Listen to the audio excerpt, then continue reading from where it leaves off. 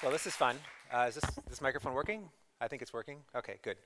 Um, yeah, thanks. It's really great to be back in Montreal. Picked a good week to come. I have a lot of material to cover, and so I probably won't get through all of these slides. Please don't take that as failure, just misplaced optimism that I can move fast enough. Rather high-level talk, and trying to talk a little bit about what we're doing at Google and tie it back into all the great work that's being done at CIRMMT and elsewhere in Montreal. So just a little bit about the research that happens at Google. I think Google, among some of the other large companies, has done a really good job of fostering academic research and quite theoretical research. I would also include Facebook, Apple to some extent, Microsoft, and a number of other companies, so it's not just Google. But I wanted to just put up some of the research areas and the number of publications that have come out of Google over the last few years to kind of give you a view of what's happening there. In general, we have a hybrid model of research where we're working with products. We're trying to actually build cool things, right? So the researchers who are drawn to Google are there because they want to build something. But at the same time, there's definite support for carrying out research, publishing. We're surprisingly not very secret about the academic side of the research. Again, I would say the same thing about Facebook and other companies. I think the only thing that we stress is when we talk about our research at Google, we're talking about the work that we're doing to further the field, not necessarily related to a single product. So the stuff that I'm going to present today is not necessarily exactly what we're using for Play Music or for YouTube. But you can sort of fill in the dots and hope that some of it is, because that's the stuff that we're doing. Finally, one of the reasons I'm here is to help build better connections between the universities in Montreal and in Canada in general and Google. So we love having interns come in the summer to work at Google. Largely, you need to have some computer science background, you need to be able to program a computer. But beyond that, we've welcomed quite a few people from Montreal, and also full-time work. So there are quite a few people from our labs in Montreal working at Google. And also Google Research Awards for faculty. So they're relatively small dollar amount awards, under 100,000. But they're awards, they're not grants. You can sort of do with them what you want. And generally, the idea is to define a project that is probably of interest for Google, but really is trying something new. Something that you can't otherwise find funding for, or something where you maybe want to build a connection with Google or Silicon Valley in general. And you can, for either of these, you can sort of reach out to me personally if you'd like. Just send me email. My email's at the end of the slide deck. And if you use Google and you're a bright person, you can probably find my email anyway. It's like an exercise for the reader. So that's, in fact, if you can't find my email, we probably don't want you at Google. So that's sort of a gating function for that. So if you have questions about that, catch me afterwards. So let's get started. Speaking of let's get started, let's pull out this handy device so I can sort of keep track of time. Okay. So why are we here?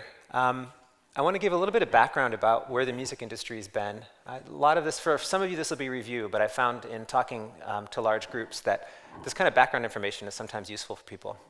So let's look at this graph, and what it is sales of music in different formats over the years.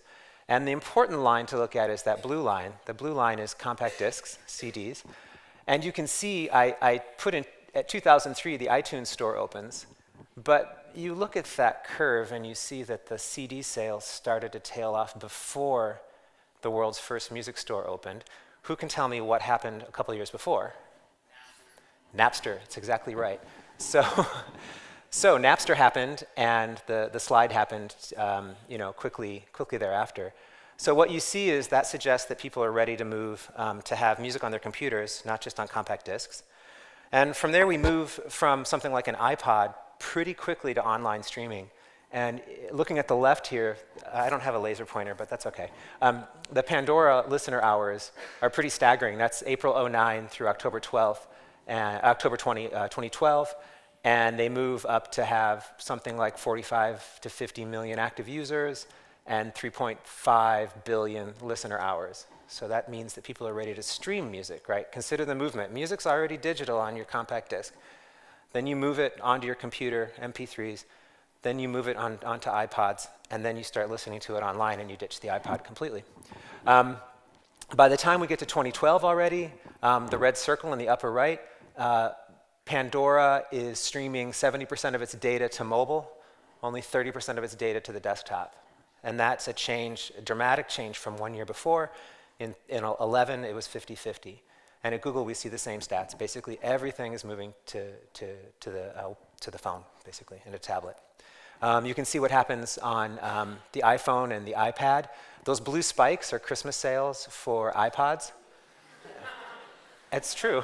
You know, why do people laugh at that? It really is. That's what it is. It's Christmas sales for iPods. I mean, and you see that the iPhone comes along and cannibalizes the iPod sales, and then the iPad comes along thereafter. Which means now we've moved to a world where people are consuming most of their music online from their primary device, which for the product I work on, Play Music, is quite helpful because we're the core Android music service. But if we look at the bottom players, we see those are the major players. I'll give a shout out to Songza, which is the sixth one. We recently purchased Songza and are totally psyched about it, and they're going to keep rolling and doing what they're doing. I'll come back to that. So basically, I wanted to give you an idea of, I guess in some sense, why would we even want to get into music like this? It's part of the Android experience and a lot of fun. Okay, so that's a little bit of context about the music industry and where we are right now. I want to talk a little bit about some of the challenges in music recommendation. The first thing I'll point out is that a lot of stuff is already commodified, right? There are any number of companies that can license a music catalog and give you pretty good or very good radio, personalize it really well. Like, you can always just go to YouTube and basically have random access to all the music on the planet. I mean, right now, YouTube is a superset of the music that the labels have, right? So, like, all the music's out there already. The question is, what can you provide for users that actually gives them something that, that is valuable? And the way I think about what I'm doing is actually trying to understand users. And by that, I mean, I think looking at the data, if people start listening to a lot of music and they jump in even for a week and listen to a large number of tracks, it's incredibly predictive of the staying power of whether they're going to stay in the service. And I happen to think that music is a largely good thing, and I want to bring more of it to people. But we also see that people who get drawn into a service like that, once we get them listening to music more often, then they're more likely to branch off and find new music. So the way I look at this, the real way to bring all of the wonderful music that's being created in the long tail to listeners at large is just to get them listening to more music. If we get them listening to more music, then some natural things will follow. Okay. Now, how do we do that? So that's actually kind of a nice problem, and it's one that involves, I think, at the very least, cognitive psychology, neuroscience, music tech, etc. It's not just a question of smarter algorithms or smarter curation of playlists. It's about actually understanding when users are receptive to looking at new music, when do they want to be left alone, etc. And so I highlighted some context here to try to uncover a little bit more of what I'm trying to say.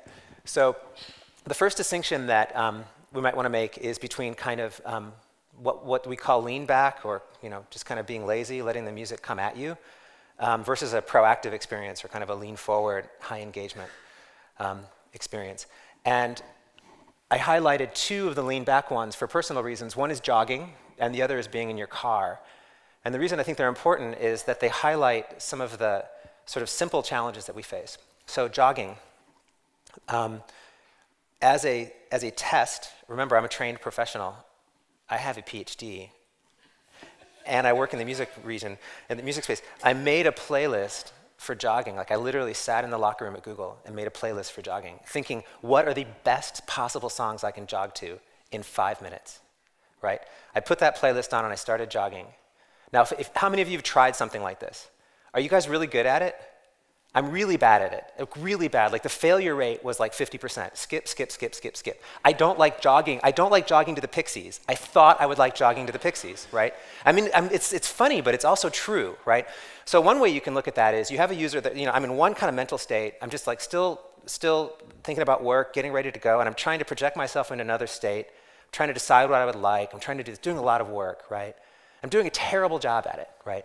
So you can imagine there's some possibility that we might be able to help users, right, to sort of learn what they like over time and like do a better job than I could do 5 minutes before the task, you know, curating something all by myself.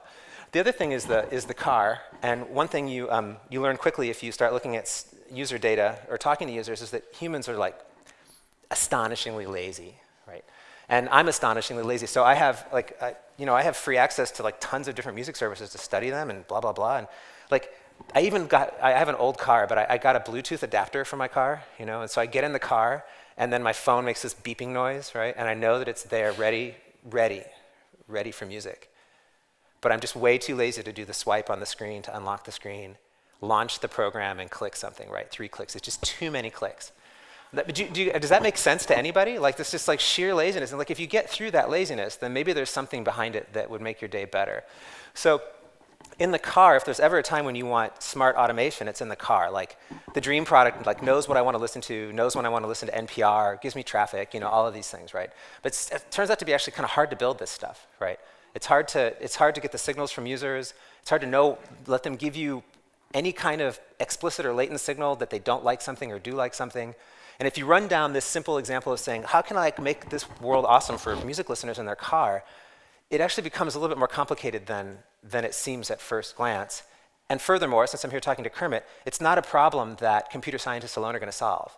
It's not a problem that you can just take the hammer of machine learning, which is a pretty nice hammer, and like just sort of pound away at this problem. It's not going to happen without really smart user design, understanding how hardware should work, and a number of other factors. At the same time, we have this lean forward idea, okay? This high engagement. So now we're on the right-hand side. How many of you, this is an archaeological question, how many of you recognize the thing in the upper right-hand corner of the screen, right? And I love the t-shirt that has the pencil and the outline of the compact disc and like, of the cassette tape asking if anybody knows how they relate to one another, right? Does anybody not know what a pencil and a cassette tape has to do with each other? Anybody young enough? Okay, so you re-spool it. So this lean forward, by lean forward, it's really not a music term, but it's the idea that the user is actually like trying to engage with what you're doing. And making a mixtape is one of the most engaged things you can imagine. I mean, it's labor intensive, and it's an act of love, and it's a courtship ritual for many when cassette tapes were around. Here, I made you a mixtape, right? I made you a mixtape. Here you go. Listen to it. And of course, at the bottom is the record store. How many people know this movie? Anybody? High Fidelity. Jack Black's first big role where he got to sing. Awesome movie. But also like a record store, and this idea that there's this sort of cultural curation point where you can meet musical experts, or at least people who think they're musical experts, which is funny to you if you know this movie. And even the abuse that you would get from these people because they're smarter and snobbier than you, you might come out with something you've never heard before. So there's 2 things to point out here. One is, we've lost this, right? Let's agree, we've lost this, right? This has not been replaced online, okay? And there's something really good about it. So there's something to work towards. There's a number of ways how it might happen. There's a number of people who've tried, but we haven't gotten there yet. I'm not saying I know how to get us there, just that it's a really nice goal to have, to get some of this sort of cultural connection of music back. A couple of things I'd point out here, also just from my life. I went on vacation in Europe, and I didn't have a data plan, so I just kept caching music to the phone. And so we had a very limited amount of music to listen to. We were driving around Ireland, we had like 5 albums to listen to. It's actually a really cool experience to only have 5 albums to listen to. And it's the only reason that I listen to those albums from beginning to end.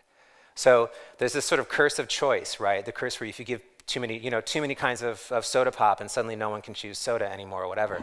But like, as soon as you have 30 million tracks to listen to, and you can't listen to even 1% of them in your whole lifetime, even if you never turn the music off, sometimes you just end up listening to Wilco over and over again, Yankee Hotel Foxtrot. You just listen to it because you don't know what else to do. And so you don't even get 5 albums, you just get 1. And I'm making it as a joke, but it's true. It's almost like you limit your listening experience because you have too much to choose from and you can't get to the next step. And finally, the last thing to say about high engagement in music stores is that, at least at Google, we take pride in being a search company and being able to provide people with this deep and rich experience of music. Like, we should be organizing the world's music information, just have it out there, right? And we're getting closer, but there's just so much more to know and so much more to show people about how composers relate to other composers, etc. How to bring music forward in time so that your users are only listening to a slice of music that spans from, this summer. I actually was playing a playlist for my daughter, and it was supposed to be new hits, but she's like, Dad, that's so 2013. I was like, oh, okay, so 2013, okay. So moving on, I thought I'd show a couple screenshots of the main product that I'm working on. It's called Play Music. And we're quite small. It's fun to be at Google in a team that basically functions like a startup because we're not a dominant player right now in the field. It's basically Spotify, Pandora, YouTube in its own way, right?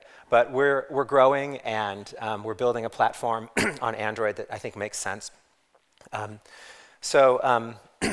see. I'm going to move. Let's see. I was trying to decide if I want to do a demo now. Yes, I'm going to do one quick demo here. So this, to show you how hard this is, right? So this is Play Music in a test account. It's not the normal flow you would get, but there's nothing there. This person, here's the issue. This user has access to 30 million tracks, right? They have access to most of the music in the world except the Beatles. We don't like to highlight the Beatles, but nobody has the Beatles, right? Just Apple. And so, you do things that seem simple, but that end up being complicated. What I'm going to do is just turn on what it would be like to be a new user. So we run you through something like a new user quiz. This, by the way, if you're thinking about research, this is a great research problem, right? What do you actually want to ask users about music to sort of seat them in the initial experience? This is sort of a first pass that they're, like, I know there was a genre conference here, so please don't start throwing tomatoes at the stage because I didn't get your favorite microgenre on the front page. You know what I'm saying? It is what it is. But I'm just going to pick some things and say, okay, alternative indie, folk, and of course, hip hop, whatever, and jazz, just randomly. I don't even want to pick that next. And so now we're just going to say, okay, now we're going to show you artists. Now, if you're thinking about what are the artists that would be the most informative to ask a user to give you. A nice problem we've worked on a little bit, and this is definitely first pass-ish. But now we get a few bits of information from a user, and what's our job? Our job is to populate. Our job is to spin. Let's have the spinner running for a while. Let's wait for the cover art to load. This is a network thing. It'll load. It hasn't had a chance to cache all the cover art. It was really fast. There we go. See, it's catching up. I'm going to choose to blame McGill's wireless network for this myself. So then you say, all right, so I'm now at least my user gets something to choose from. So this is, notice what we're doing is we're sort of blending search and recommendations here. The user's fundamentally given us a query. They've given us a few genres they like and a few artists they've liked, right? And now we're servicing that query. We're saying, okay, we know you like this stuff. Here's some stuff for you to start with, right? And this is sort of our starting point to where we'd want to personalize and figure out what you want. Hopefully, do a really great job of it. So, I just wanted to give you an idea of kind of where that, what sort of the challenges are. I'll put this away and go back to the talk instead of having a screen there. Present again. Okay. So, and now we're going to get into some of the. Why is it doing that? Okay. We're going to kind of get in. That was sort of the intro. My intros always end up being half the talk. Yeah, and that's about right. Okay, good. So how do we build a system that can recommend music for users at scale? I really wanted to spend a lot of time actually talking about the problem in general. Frankly, I think a lot of the technical stuff that follows is important, but less important than these first few points. I want to motivate that it's actually an interesting problem and a hard problem, and I want to motivate that it's not one that should be or will be solved by fundamentally software engineers working on this problem. You'll need software engineers, you need good code, but this is a problem that I hope is interesting for the neuroscientists in the room, the cognitive psychologists in the room, the musicologists in the room. Who am I leaving out? The recording specialists in the room. So Martha, there you go. Everybody. So we're talking a little bit about more technical stuff now. Collaborative filtering. So how do we model users? Knowledge and connections. How do we model the world of music? And then audio. How music sounds, and show you just how good we are and just how primitive we are at the same time. in addressing these problems. First one, my second quiz, do you see the album and the arrow there between those two albums? What's that for, anybody?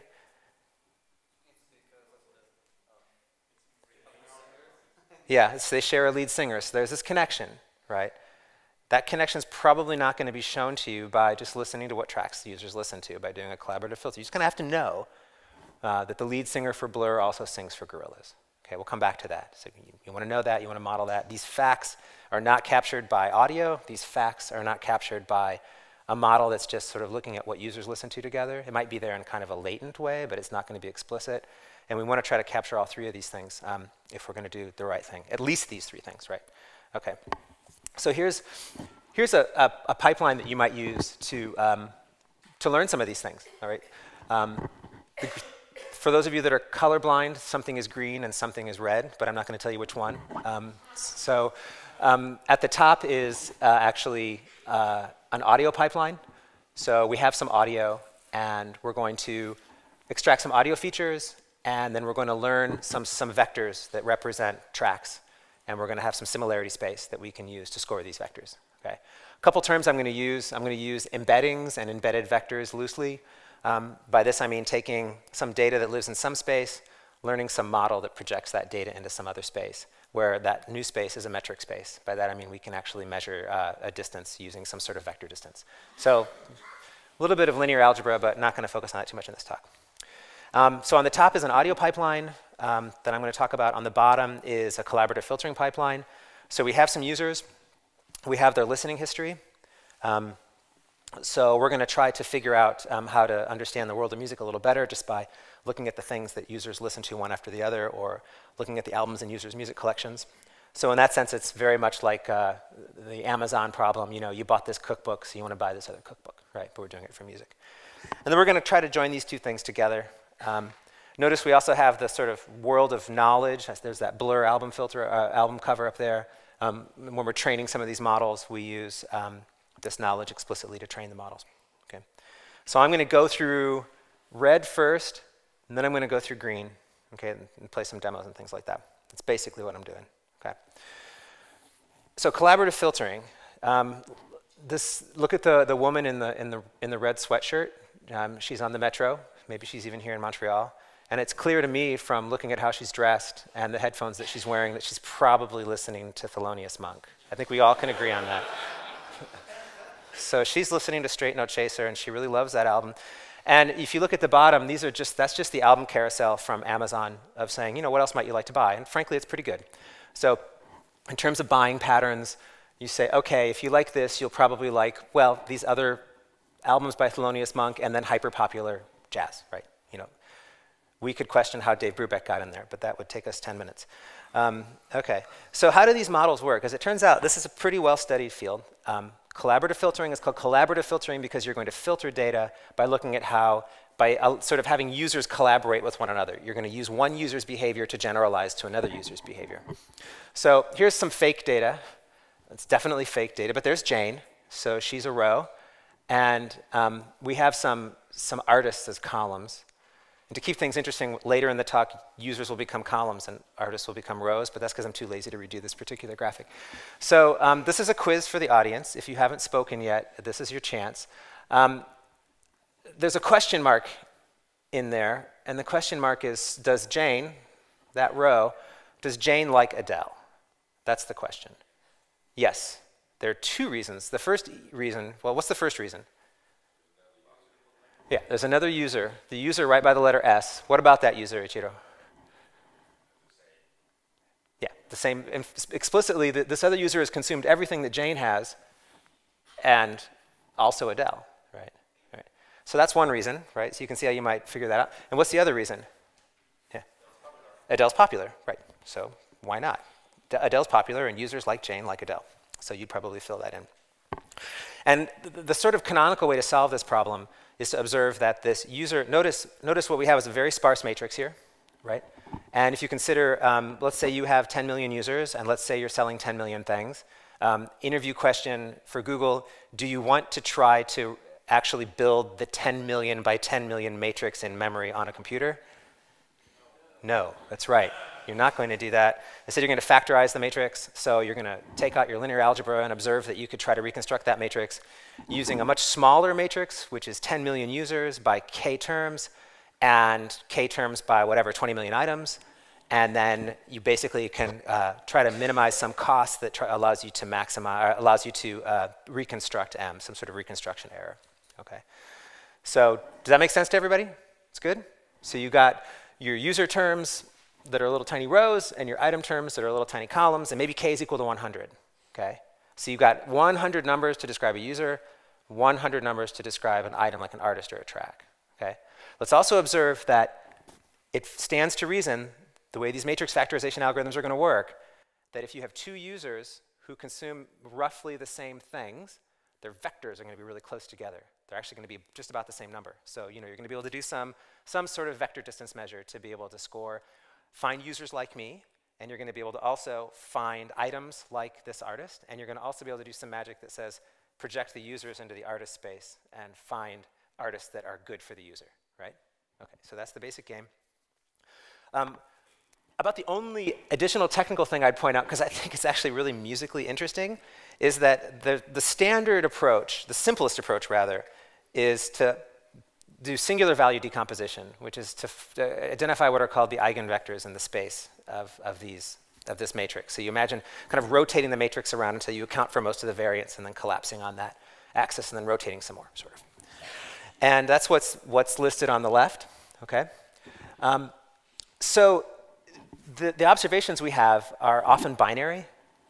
They're almost never negative. You can always get a few negative signals from users, but never as many negative signals as you'd like. What you really have are fields and fields of zeros where you don't know what they're doing, and then a few positive signals and maybe some negative signals, like lots of zeros.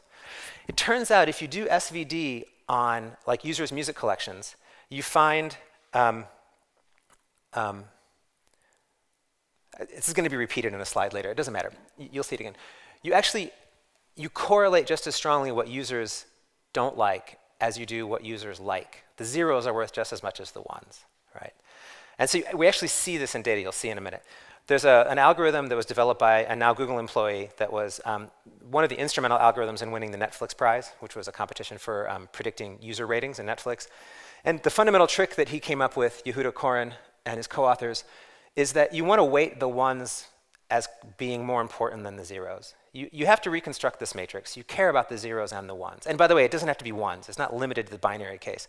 But you want to say, when things correlate positively, I really care more about that than when things correlate negatively.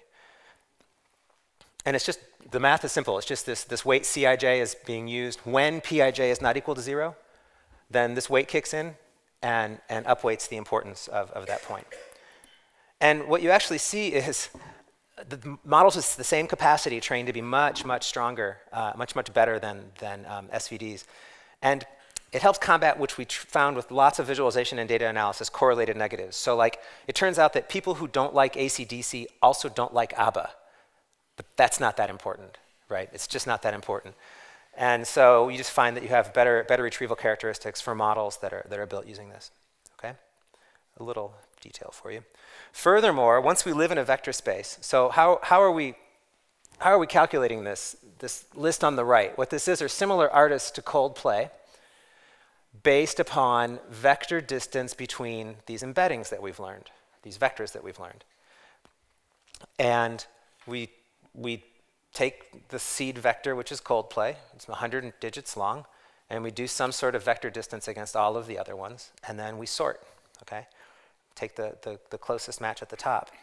And it turns out once you live in these vector spaces, it's extremely helpful in terms of being able to play around with the actual feel of the recommendations that you're making. This is really more of a product question than it is a sort of mathematical one. There's no way to argue. The model will be built to minimize some. You may be able to show that this model is built for a cosine distance, a normalized dot product versus a dot product. Okay, there are ways to talk about what's sort of what you should expect from the model. But we actually have some product reasons to want similarity to work differently based upon, for example, the popularity of an artist. This is a really common thing to want. If you have an artist that's in the head, a super popular artist, you probably want to give the user other popular artists. Whereas if the user's down at a really rare artist, you probably want to point up to popular artists that are similar to rare artists. Imagine it's your jazz band, your bebop, your hard bop band, right? And you're like, oh my God, the model thinks I'm just like John Coltrane, right? Awesome, right? But guess what? Even if in vector space you're really close to John Coltrane, I don't want to give the recommendation for John Coltrane. Oh, you're just like this dude's band, that recorded in his basement, right? So, I mean, there's sort of an asymmetry about that. And you can build that asymmetry in different ways. But in general, a dot product, normally we work these models so that the norms of the embeddings are proportional to their popularity. That falls out of the model in a couple of ways. So a dot product will tend to be biased towards popular items because with just a dot product, the larger vectors are going to dominate.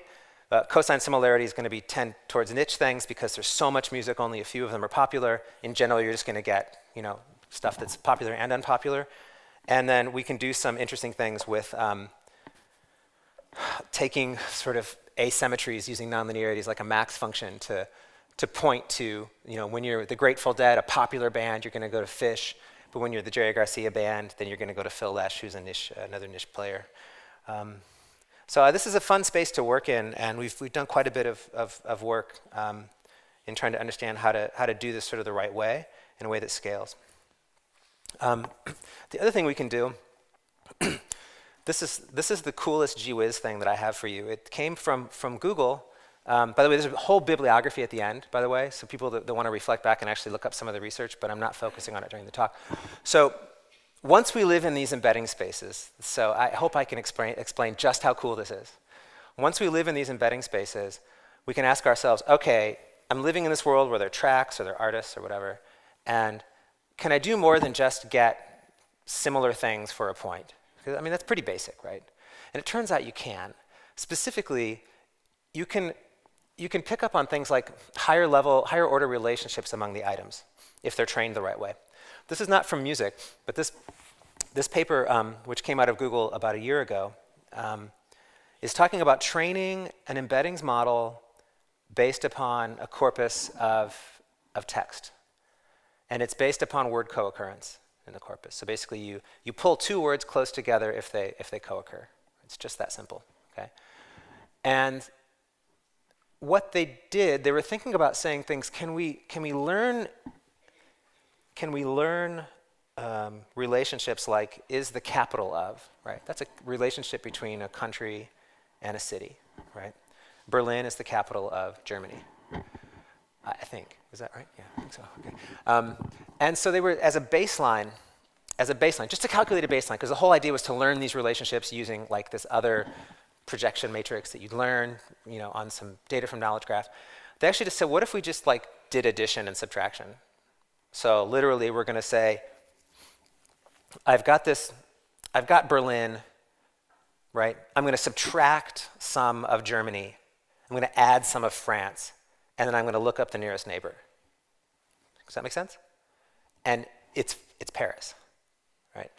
So, so these aren't deep relationships, right? You're not capturing things like who's married to whom, but you're capturing things like is a capital of because of how the space is organized so that you can imagine the model's learning to get France near to Paris. It's also learning to get Berlin near to Germany, but then it's learning that Berlin needs to be close or that France and Germany are together for other reasons, and you end up being able to exploit this geometry in these high-dimensional spaces.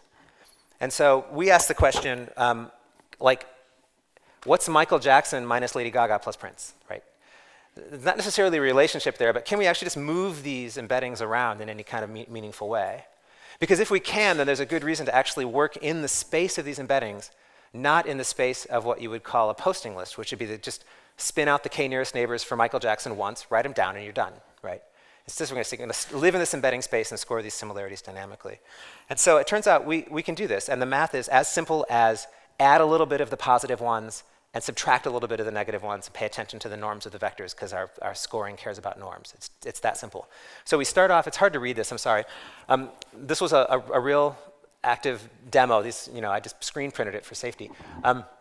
So here's radio from Michael Jackson's Thriller this demo's a year old, but what you'll see is that it's just basically a guess because Michael Jackson has so many similar artists, right? He's a superstar. So you have, I think reasonably, you have Beyonce and Lady Gaga and Justin Timberlake, but you also have the Jacksons and Prince and the Revolution and You might say the Black Eyed Peas is just bad and wrong. I apologize for that.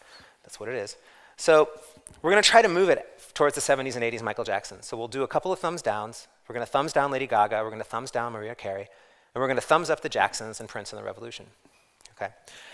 And we're just moving the seed vector. We'll call it a seed. It's the one we're going to use for our query. Now this Michael Jackson vector is Michael Jackson minus a little bit of Mariah and Lady Gaga plus a little bit of the Jacksons and Prince. And we're going to requery.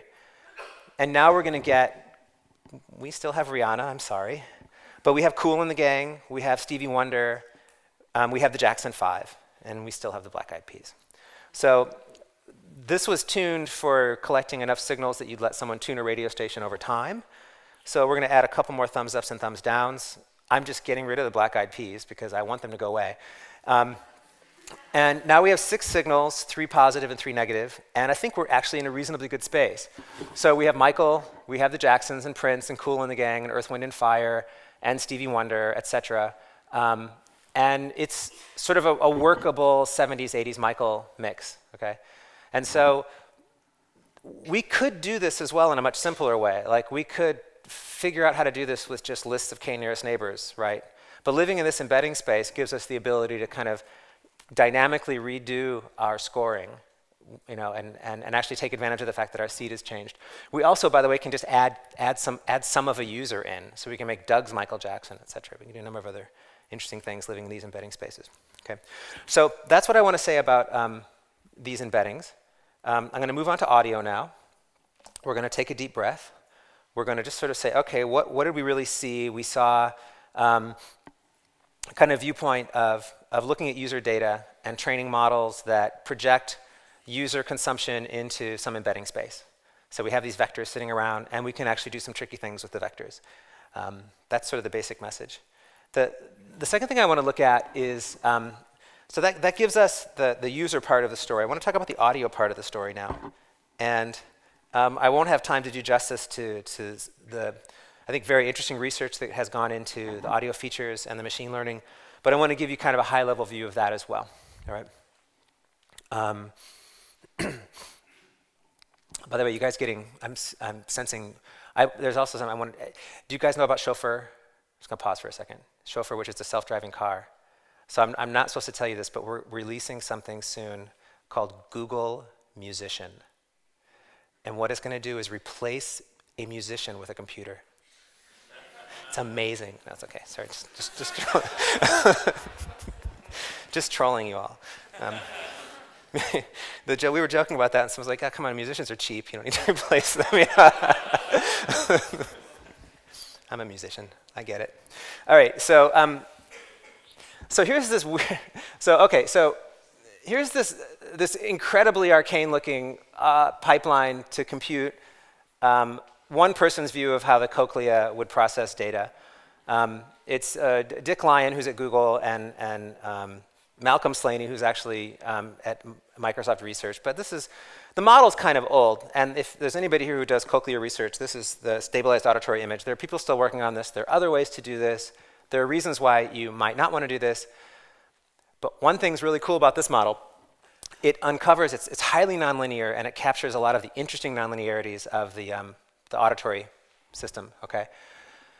You have some sort of cochlea filter bank that you then autocorrelate with itself so that you're able to take care of all of the time delays that are introduced by the filter bank, so that you have this image in time in the upper right-hand corner. It looks like the Atari logo, this auditory image where the horizontal axis is correlation and the vertical axis is frequency. And really, the details of this aren't that important, except to note that imagine one of these images being produced every, I don't know, 20 milliseconds. So you start to collect up a lot of data. But if you look at how these change over time, they do a really great job of capturing vowel structure. There's a whole story about how they're really good at adaptive gain control, so that loud sounds look similar to soft sounds if they're made by the same source, et cetera. We look at these as being a really rich, much better than Fourier transform view of audio that captures some really interesting nonlinearities. We're going to calculate these, and then we're going to quickly throw away a bunch of data because it's just too much data to collect, 1024 by however many filter banks you have, every 20 milliseconds, you're just suddenly swimming in data. So the bottom row is basically unsupervised machine learning. We're going to do something called box cutting. We're going to sample that image in different places, and then we're going to sort of sum the samples on their marginals, so you're really only keeping a few numbers. And then we're going to sparse code it in a code book. Like, it's really arcane, but what you come out with is a document vector, some vector that describes an entire track of music that ends up being quite predictive of some of its musical content. And the reason I mentioned, bothered putting this up at all is that it amounts to one view of saying, we're going to take this and then we're going to project it into another space using supervised learning. That it's one instance of what I think has become like one of the stories of the decade of machine learning, which is interesting combinations of nonlinearity, enforced sparsity, and linear models get you a long, long way. But you need the nonlinearities and you need the sparseness. That's one story to tell. That's Stéphane Malat's story from Paris. It's also one version of another guy, famous guy, Yann LeCun's story, but told differently. So one pipeline we have is to take these really nonlinear looking feature vectors and learn on them. Another version of the story, which is equally compelling, is to take much simpler features, in this case, just a much simpler version of these cochlear features, and then try to learn a projection that's multi-layered and trained using a combination of supervised and unsupervised learning. This is another view of how to solve this problem. This is basically the deep learning view of how to solve this problem, but it also amounts to adding lots of nonlinearity, enforced sparsity, and at the very end, some sort of linear-looking classification. So I think if you're going to take anything away from sort of where machine learning is with data that might look like images or might look like audio, is that this combination of nonlinearity, I'm going to repeat it again, nonlinearity plus what was the other one? Sparsity. You guys are listening. That's awesome. Gets you somewhere. And now, and this is the second slide showing instead of code booking, in this case, we'd aggregate over time using something called max pooling. I'm showing this so that there's a few people in the room who know this area, want to see some of this. Other people are like, I don't get this, and that's all. That's okay. You don't have to get it all. I don't get it all. It's fine. This, I think you'll get. So this is for your ears. For your ears to understand what's going on. Another way to talk about this audio problem, like, I haven't even really stated the problem. It's, can we find things that are similar to each other because they sound musically similar? That's what we're trying to do. We don't know the artist. You're sitting in your basement. You're making the best funk in the world. Like, when you're alone in your basement, you sound just like Parliament. That's you. And our model should pick up on that and be like, dude, you sound just like Parliament, except you're white and you're 45 years old. One thing you can think about these models as doing is projecting these audio features into some space where there are clusters, and these clusters can be thought of as like sort of units that you'd want to combine together in a linear model to make a prediction. So you're building a vocabulary of sounds. If this were a talk about images, I'd show you the little filters that the system had learned that are like edge detectors, right? It's harder to do that with music, but fundamentally these are like edge detectors. And so what I did instead is I trained a model. This looks more like the first model, but I've done this with different kinds of models, and basically the sounds are similar. It's good to hear one. Where I'm going to go back into a data set of like 20,000 tracks and just pull out a number of short audio snippets that all are sitting in the same cluster. So they're all the same, they're instances of the same musical syllable, right? And then you can kind of get an idea of what the expressive nature is of these models. So I'm going to play this for you, and we're going to kind of just listen to them and see if you can think about what sounds similar about them. Think of like, is this a good sort of musical edge detector or musical symbol? Oops, I didn't mean to do that. Sorry. I clicked next instead of click play.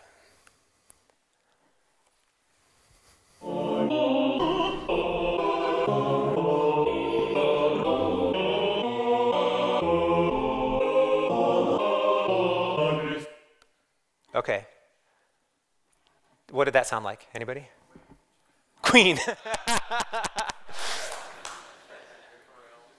Choral music. Martha, did you notice the space sounded kind of the same? Yeah, so these models pick up on acoustics. They pick up on room dynamics. They all, especially if you have headphones on, these are all big rooms, right? So you're hearing the filter response of the room. If you listen to it over and over, you might convince yourself they're mostly male voices, okay, etc. So that's sort of one cluster, one little kind of bit of information. Here's another one.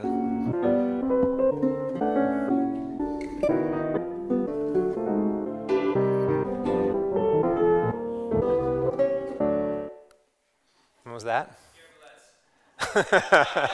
See, I get sophisticated jokes in this room. That's the best part, right? You know, you give a talk in the computer science department, they can't make jokes like that, right? Anybody else? Yeah, so stringed instruments, mostly pianos, I guess. Yeah. So that's another one. And then this cluster, there were 4,000 clusters in this model. So this model said there are 4,000 sounds in the world, in the musical world, and there's not a 4,001st, right? Sort of stopped. It's like, I'm done. So it just couldn't carve things up. So it stands to reason there are going to be clusters that contain sounds that don't sound similar to each other, but that aren't prevalent enough in music to warrant their own cluster, right? It's going to kind of fall out of it, and here's one of them. Later.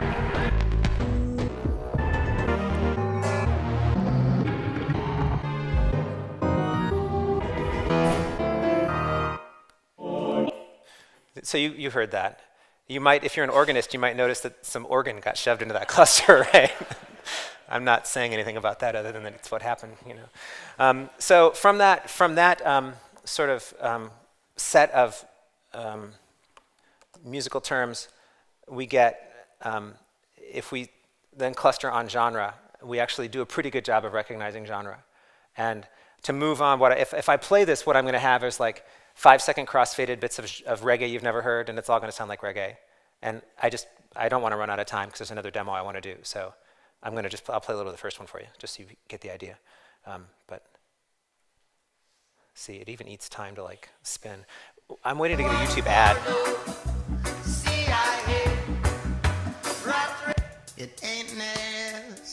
And actually, if we had more time with these examples, I would invite you to actually listen for the sort of cues that you might think would be driven by such a local in-time model. So, okay. Pretty primitive stuff, right? There's a lot of reasons why it's primitive. It's not capturing temporal scale, temporal structure, or a number of other things, but still kind of interesting. All right, now, let's move on. All right, a little bit more. I can move more quickly through this, and then I'll get to my last demo, and I'll stop. So we also care about the world of music from a knowledge viewpoint, and this has been explosively popular. I'm happy to say Google has led the way in some ways on this. What it amounts to is people waking up and saying, wait a minute, we can't just do machine learning on sort of flat data all of our lives, trying to transform pictures into something. Like there's so much structure in the world, eventually we have to represent that structure explicitly. This is something that machine learning researchers largely have rejected over the last 20 years. There's kind of a famous split between artificial intelligence and machine learning, and there's been a very strong rapprochement, the idea that we would want to learn on a graph, learn with structure. Here, I'm showing you the knowledge panel, that's what we call it at Google, for the band Gorillaz, and I'm showing you, we know there's similar albums, and we actually, behind all of this, have an actual schema. It's from a company called Freebase that we bought and have continued to leave public and open and will continue to leave public and open, and in fact add to. But now we have explicitly mentioned that there is this musical artist Gorillaz that has the band member Damon Albarn. There's another band, Blur, that has the band member Damon Albarn. And so in a very explicit way, we've represented why those two album covers are related to one another. And it was a really nice challenge for us to start to learn on this graph instead of learn on just the flat user data. But in some sense, to say we have this graph of the world of music. And people people working, you know, can put stuff in Wikipedia and we'll find it, and we can write directly to knowledge graph. And you know, if like you know something about medieval music and how it relates to X and Y, start to actually build out that graph of knowledge, and then to be able to actually, like for example, to project users into that space. So you know, I know what you listen to because you're in the service, so I can sort of project you down onto this knowledge graph and show you things that you didn't know before, make recommendations based on facts. This was the moment that turned me on to all of this. This was back in 2012. I was talking to one of the guys from Knowledge Graph, and I chatted him, you know, and I said, can you say, like, give me the list of like popular artists who've died this year? Because it was towards the end of the year. And he's like, he like typed, it took him like literally 15 seconds, he came back with a query of knowledge graph. He's like, oh, I can give you a playlist of famous songs by bands who had at least one artist die this year. And so like, this is your Auld Lang Syne end of the year, you know, like songs by artists who passed away this year. Here's the artist who died. Here's a famous song by them. And I thought, well, that's kind of morbid, but it's also kind of cool. You know, I was like, this is a kind of an interesting way to look at music. So I was sold by that. So finally, the last thing I want to say, and I'm done, and I know I'm hitting the end, and that's just how it is. We'll get to our wine soon, I promise. One of the things that we've done is that I think is quite powerful and something I recommend other research teams to do is to start to think about this recommendation problem as a search problem. I think at Google we're biased to think about things as a search problem, and we happen to have like search engines laying around, you know, like it's really nice to like productionize things by using an existing backend at Google, but it turns out there are really good search engines in the public domain as well. I mean, in open source, right? So very quickly, imagine that we treat every musical entity, whether it be a track or an artist or an album, and we treat it as a document. And we're just going to pour information into that document, right? Got lyrics for a song, throw them in. Know what genres they are, throw them in. Got some musical expert who has conflicting genres, throw them in too. These search engines are really robust to having conflicting information and lots of information sitting around. It's okay, it's all good, you know. And then we're going to index them in an inverted index. So the term track, which tells us that this thing is a track and not an artist, is linked to document 1 and 2, but not to 3. Documents 2 and 3 are jazz. Document 1 just happens to have the word John in it. That's fine. Search engines work that way. It doesn't even, you don't even have to say it's not John Lennon, it's, you know, whatever. It's just, it's John Coltrane, but you know, you also can split the words out. Just imagine filling these documents out. And also imagine adding to these documents, and this is the cool part, those vectors I was talking about, those embeddings. You just write out the vector in a special place in the document, and you index it, okay? So now what we're going to do, we have our audio embeddings. We know a little bit about audio similarity. It turns out we can aggregate from tracks up to artists, so we can say something about the audio of an artist. We certainly can say something about the collaborative filtering behavior of an artist. And we're going to just throw them all in a search index. And then what we're going to do is, what happens is we index, and then the way search works is you index all these documents, then you do a retrieval step where you retrieve the relevant documents that you care about, and then you score them. Indexing, retrieval, scoring. Those are the 3 steps. What we've added is this idea of having these embeddings in place. What we're going to do is we're going to index both text and embeddings, and we're going to allow ourselves to write scorers and retrieval methods that will do things like say, oh, I really only want to retrieve things that are bebop jazz because I happen to know. Or I'm going to boost things that are bebop jazz. Furthermore, I'm going to use my embeddings to have a similarity function so that what I'm going to do is upscore things that are similar in these vector spaces. And the only trick here is that, let's say I have 20 million things to score. Even as good as Google is, we can't do 20 million 100 by 100 dot products at serve time.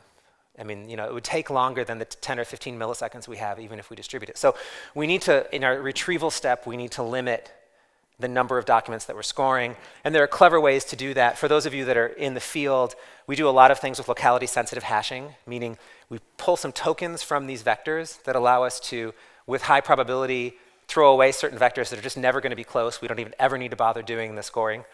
And we also just have things like popularity tokens. Say, OK, I only want to look at the top 10% of the tracks by an artist, any artist. Okay. So now that we're living in this world,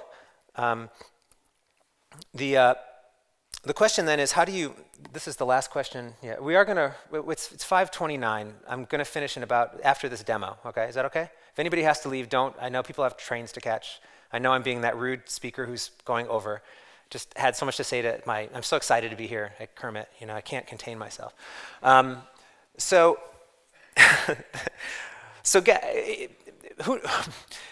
what do you think works better for just finding stuff people like, the audio or the collaborative filtering? Way, right. So if you query just with these audio embeddings, by that you just find the nearest scoring things, you're like, oh, I think you wanted this like Polish polka song because it had a tuba, and your song had a tuba too. See, they both got tubas in them. And you're like, dude, this was morphine. It's not a tuba. It was, anyway, you know, like, but okay, fine. So you get these what are called false positives. That means that these audio features have poor retrieval characteristics.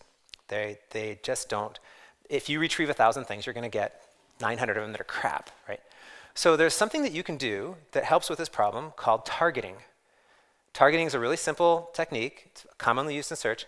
If you have a part of your model that has great retrieval characteristics, you do your retrieval step with that model. So basically what we'll do is we'll limit ourselves to having 1,000 tracks given our query. And we'll just truncate there. We're never looking below that 1,000, okay? And we're going to limit ourselves to having no more than k tracks per artist. So we'll have 10 tracks per artist. And then you're just never going to get the Polish polka music, right? Because it's way below that 1,000. There's 1,000 relevant things here. So you get your 1,000 relevant things. And then you can heavily use the audio, right? Because it's safer. You're not going to have the false positive problem. So you get your retrieval characteristics from one model, then you use a second model that has poor retrieval characteristics to do what's called twiddling or re-ranking. And this actually works pretty nicely. I did my last little demo here is taking, I wanted this to be one of those automated demos, but the code was broken. So here's our query song, okay?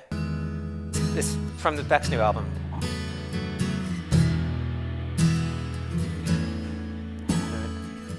I'm just going to skip around here. You get the idea.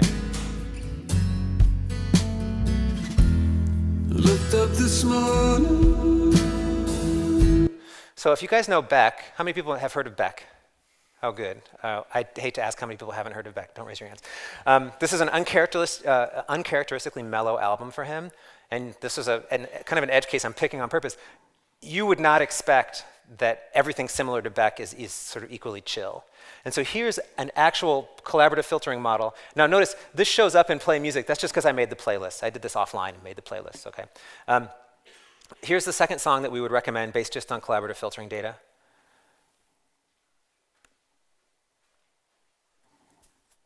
I blame your network. It's never Google's fault. It's never Roger's fault either, right? I don't know why this isn't happening. Let's go to the third one. It's really strange. That's why I like these demos to be pre-done. Like literally, what's happening here? It doesn't matter that it's blue or green, by the way.